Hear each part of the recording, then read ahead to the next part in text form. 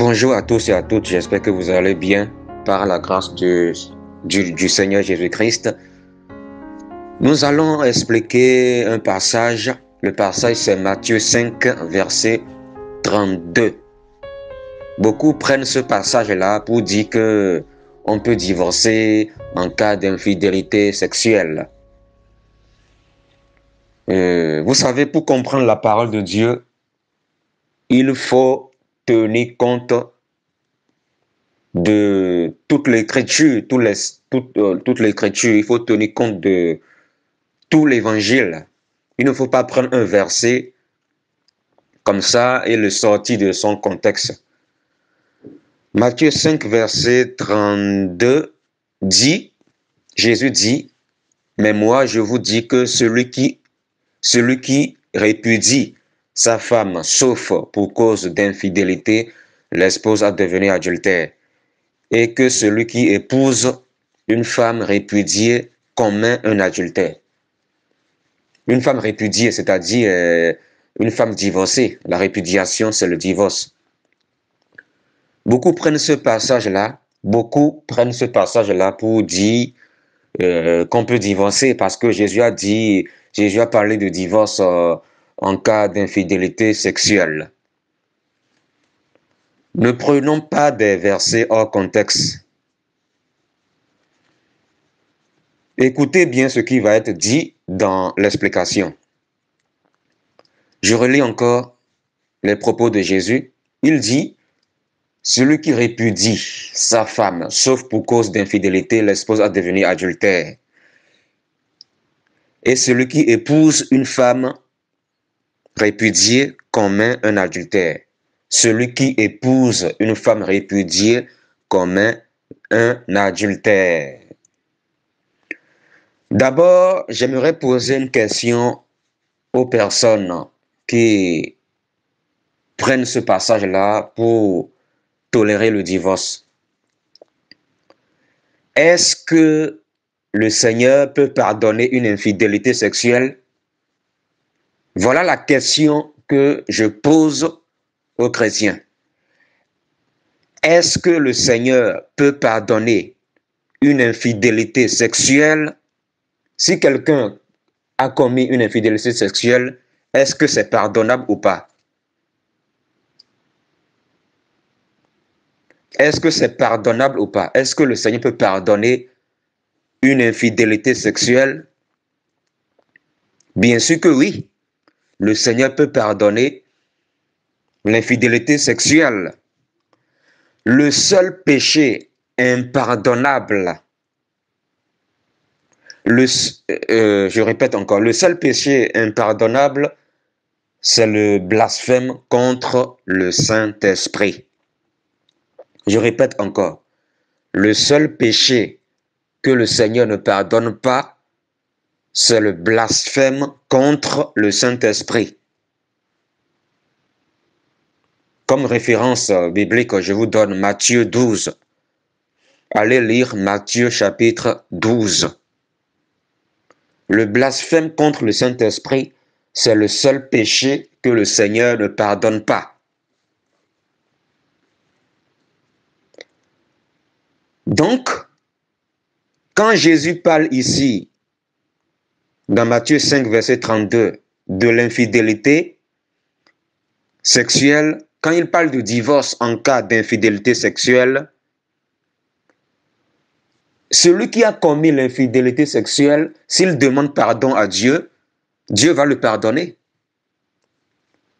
Si Dieu le pardonne, nous aussi, qui sommes chrétiens, nous devons pardonner les infidélités sexuelles. Parce que la Bible dit dans 1 Jean 2, verset 6, « Celui qui affirme demeurer en Christ doit aussi vivre comme il a lui-même vécu. » Donc, un chrétien, c'est celui qui imite Jésus-Christ.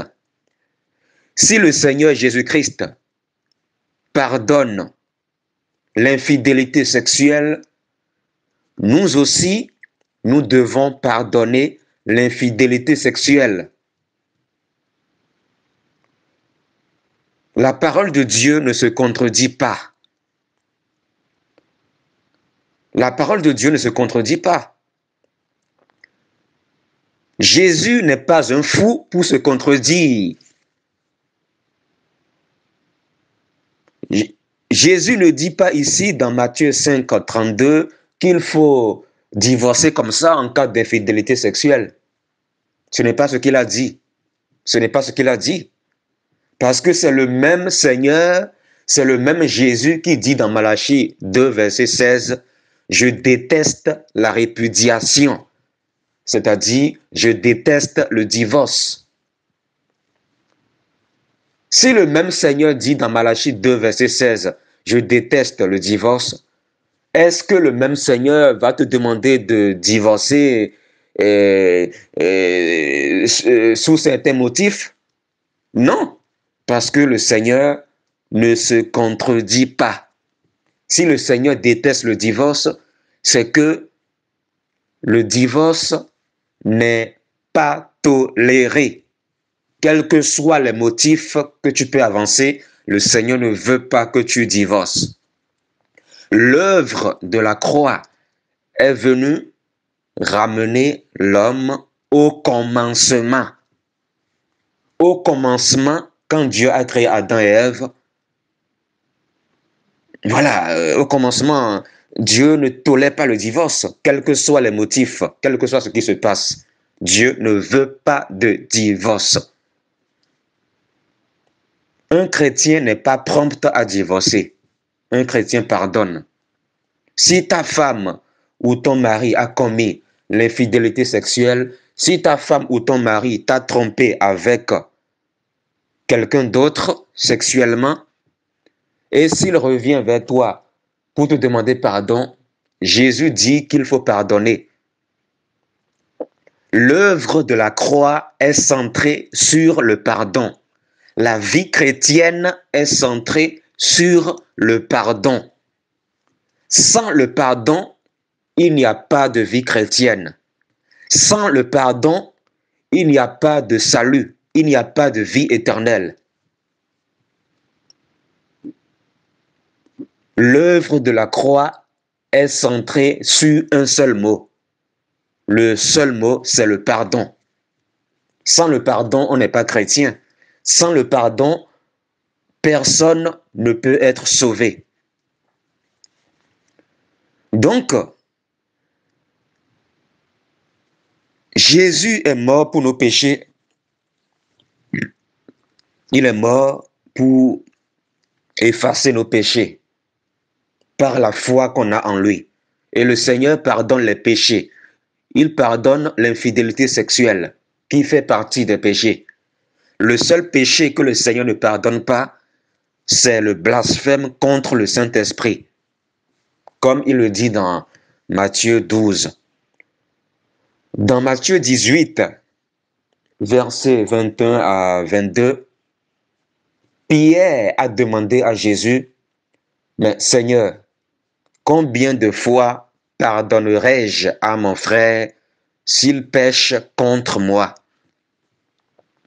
Et Jésus lui a répondu, « Je ne te dis pas jusqu'à 7 fois, mais je te dis jusqu'à 70 fois 7 fois. » 70 fois 7, ça fait combien? Ça fait 490. Donc, si ton conjoint t'a trompé sexuellement avec quelqu'un d'autre, et s'il revient, s'il t'a trompé sexuellement avec quelqu'un d'autre, 490 fois avec des preuves, si tu as vraiment des preuves, et s'il revient vers toi pour te demander pardon, 490 fois, tu dois le pardonner.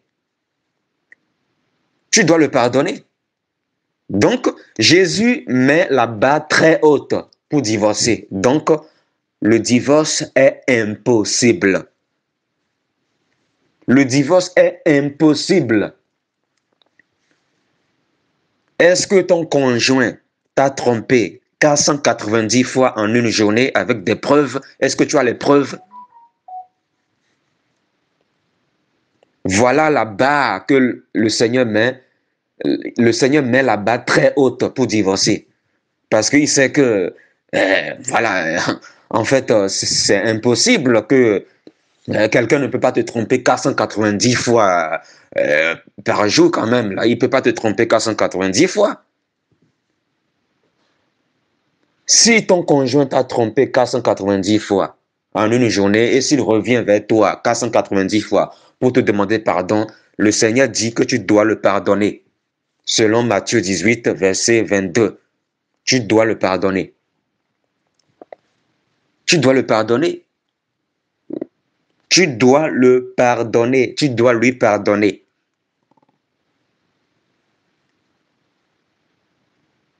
Et il faut pardonner comme le Seigneur nous pardonne.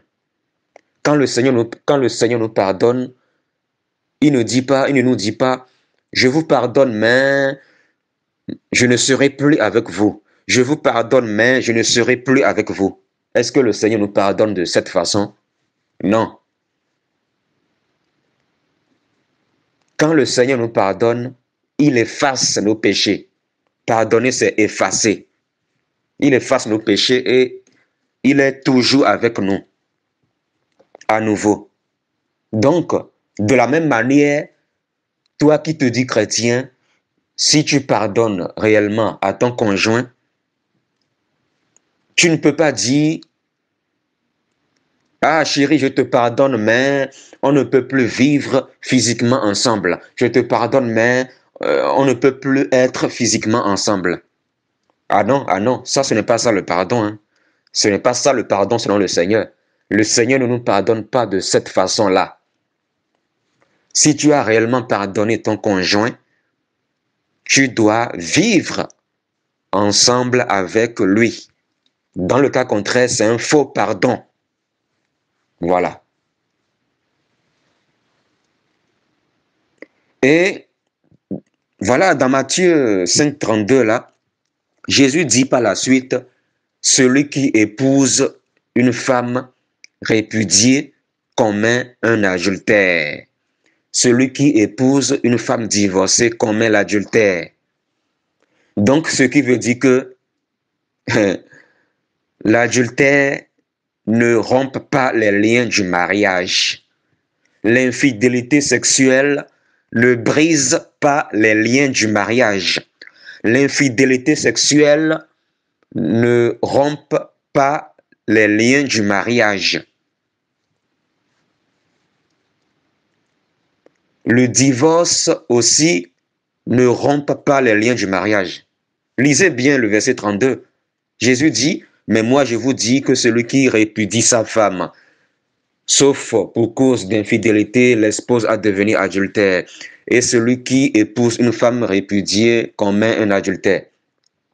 Jésus parle de divorce en cas d'infidélité sexuelle, mais par la suite, après ça, il dit, celui qui épouse une femme répudiée commet un adultère. Donc, on voit bien que si l'infidélité sexuelle rompait les liens du mariage, Jésus n'allait pas dire par la suite que celui qui épouse une femme répudiée commet un adultère.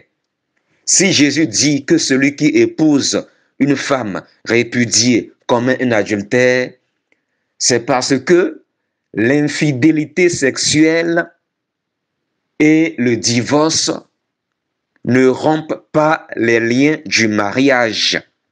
Ça ne rompt pas les liens du mariage. Il y a des pasteurs qui enseignent que, selon ce passage, ils enseignent que l'infidélité sexuelle rompt les liens du mariage. Mais c'est faux. C'est faux. Selon ce passage-là, c'est faux. Si l'infidélité sexuelle rompait les liens du mariage, si le divorce et l'infidélité sexuelle rompaient les liens du mariage, je répète encore, si l'infidélité sexuelle et le divorce rompaient les liens du mariage, Jésus n'allait pas dire par la suite, celui qui épouse une femme divorcée commet un adultère. Jésus n'allait pas dire par la suite, celui qui épouse une femme répudiée commet un adultère. Donc, vous voyez que, voilà, ça ne sert à rien de divorcer. Même en cas d'infidélité sexuelle, ça ne sert à rien de divorcer. Parce que tu divorces ou pas, devant le Seigneur, tu demeures toujours marié à cette personne que tu as répudiée. Tu demeures toujours marié aux yeux du Seigneur. Les divorcés, en réalité, ne sont pas divorcés. Ils demeurent mari et femme. Aux yeux du Seigneur, ils demeurent toujours mari et femme, qu'ils le veuillent ou pas. Qu'ils le veuillent ou pas, ils sont toujours une seule chair devant le Seigneur, spirituellement. Donc, ça ne sert à rien de divorcer si ton conjoint a commis l'adultère. Ça ne sert à rien. Parce que même si tu divorces devant le Seigneur, tu demeures toujours marié à cette personne. Devant le Seigneur, tu demeures toujours marié à cette personne. Tu demeures toujours marié à cette personne à vie. Et seule la mort peut rompre les liens du mariage. Selon Romains 7, versets 2 à 3 et 1 Corinthiens 7, verset 39. Donc, c'est pour cela que même si ton conjoint t'a trompé sexuellement avec un autre, voilà, ça ne sert à rien de demander le divorce. Jésus, dans le verset 32 ici, ne nous demande pas de divorcer comme ça. Il ne nous demande pas de divorcer comme ça s'il y a infidélité sexuelle. Parce que Jésus-Christ est le Dieu du pardon. Sans le pardon, il n'y a pas de vie chrétienne. Sans le pardon, il n'y a pas de salut. Il n'y a pas de vie éternelle. Le socle même de la vie chrétienne, c'est le pardon.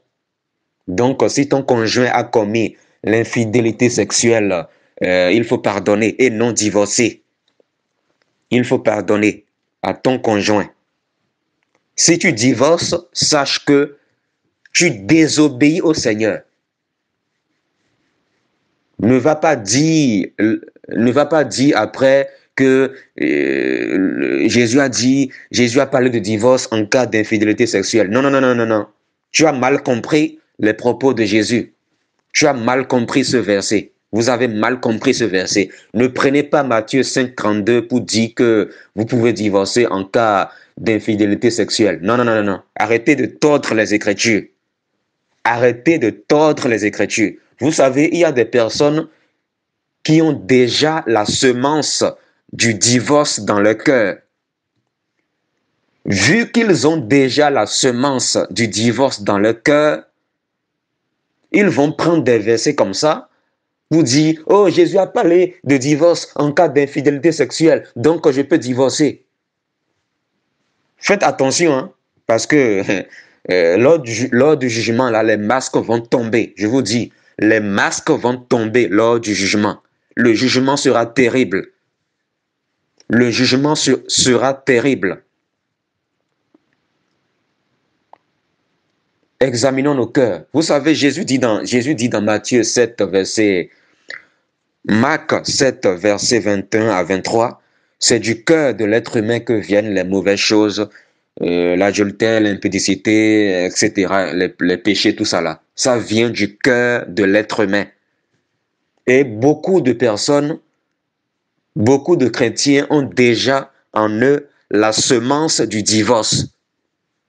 C'est pour cela qu'ils vont prendre des versets comme ça, Matthieu 5, verset 32, pour dire « Oh, Jésus a parlé de divorce en cas d'infidélité sexuelle, donc je peux divorcer. Ce n'est pas un péché, je peux divorcer. » Frères et sœurs, sachez que si vous prenez des passages comme ça pour aller divorcer, vous péchez devant le Seigneur.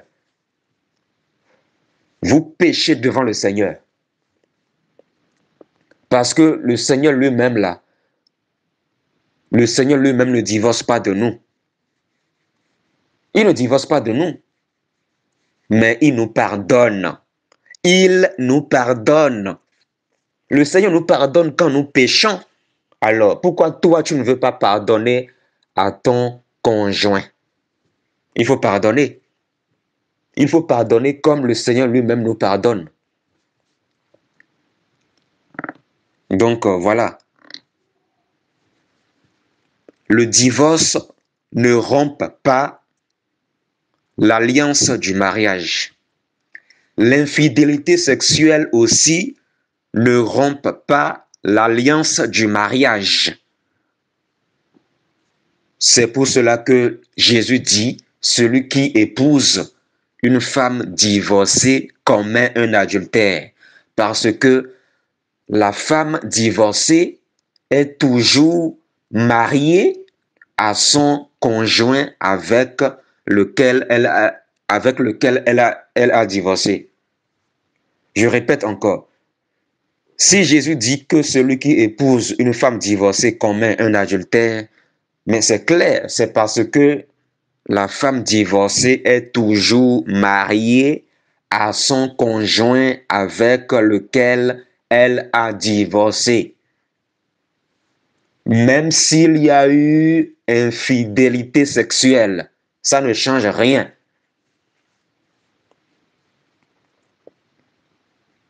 Ça ne change rien. Ton mari et toi, vous êtes une seule chair devant le Seigneur jusqu'à la mort, jusqu'à la mort, jusqu'à la mort, jusqu'à ce que la mort vous sépare. Et j'aimerais préciser aussi que dans Matthieu 5, 32, Jésus n'a dit nulle part là qu'il faut se remarier. Jésus n'a dit nulle part là qu'il faut se remarier. Donc, n'ajoutons pas et ne retranchons pas des choses à la parole de Dieu.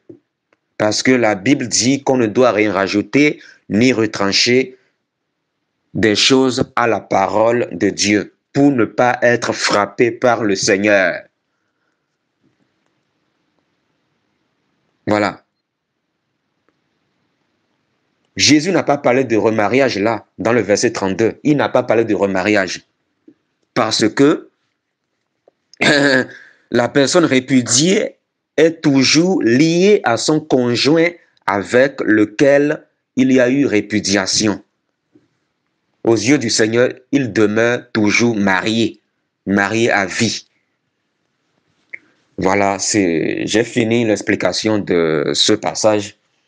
Donc, voilà, ici dans Matthieu 5, verset 32, Jésus ici, voilà, il ne demande pas aux chrétiens de divorcer comme ça en cas d'infidélité sexuelle, parce que Jésus veut qu'on pardonne. Jésus veut qu'on pardonne, selon Matthieu 18, verset 21 à 22. Jésus veut qu'on pardonne. Il faut pardonner à ton frère. Ton mari, c'est aussi ton frère en Christ, hein, c'est aussi ton frère. Ta femme, c'est aussi ta sœur en Christ. Donc, si ton conjoint a commis l'infidélité sexuelle, il ne faut pas divorcer. Il faut pardonner. Il faut pardonner. Si ton conjoint reconnaît cet tort, il faut lui pardonner. Il faut appliquer Matthieu 18. Il faut appliquer Matthieu 18 tout simplement, qui parle du pardon. Le pardon. Sans le pardon, tu n'es pas chrétien. Il faut pardonner. Voilà. Quel que soit ce qui se passe dans ton couple, quel que soit ce qui s'est passé dans ton couple, Dieu ne veut pas de divorce. Je dis bien, quel que soit ce qui s'est passé dans votre couple, Dieu ne veut pas de divorce. Il ne veut pas. Même si tu as fait un mauvais choix de conjoint, le mauvais choix de conjoint ne regarde pas le Seigneur. Le mauvais choix de conjoint ne concerne pas le Seigneur. Il faut assumer. Ah oui, c'est pour cela que il faut bien réfléchir avant de t'engager avec quelqu'un dans le mariage. Mais si tu as fait un mauvais choix de conjoint, tu n'as pas consulté le Seigneur, tu as fait un mauvais choix de conjoint, ah là, il faut assumer. Hein. Il faut assumer. Tu ne peux pas divorcer parce que le Seigneur dit dans Malachie 2:16, je déteste le divorce. Et il dit, ne commettez pas cette trahison. Il dit, je déteste le divorce. Voilà. Tu as fait un mauvais choix de conjoint, c'est trop tard, tu ne peux plus revenir en arrière. Tu es lié, marié à cette personne jusqu'à ta mort, jusqu'à ce que la mort vous sépare. C'est comme ça, que tu le veuilles ou pas. Qu'on le veuille ou pas, c'est comme ça. Ce n'est pas à l'évangile de s'adapter à notre situation conjugale.